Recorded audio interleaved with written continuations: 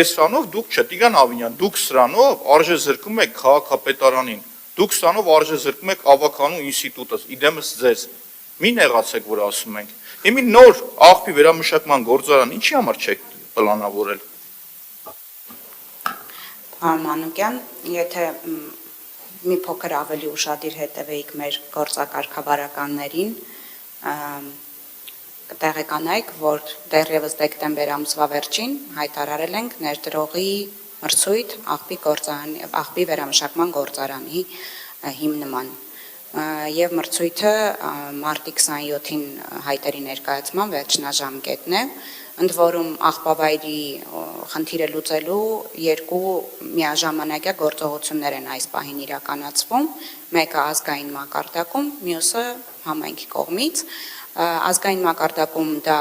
5 աղբավայրերի սանիտարական աղբավայրերի հիմնումն է Հայաստանում, որոնցից կենտրոնականը Երևանի եւ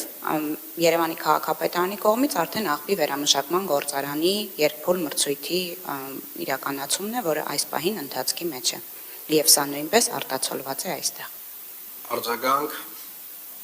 Ներողություն արտացոլված չի այստեղ մեկ, եթե երկրորդը ՔՊ-ի գործակարգավարական նիստերին հետևեմ, ուրեմն այսօր Աջափնյակի մետրոյով եմ եկել կամ Շենգավիթի հանգույցով, այն ֆենոմենալ հանգույցը, որ կառուցել եք, դրանով անցել եմ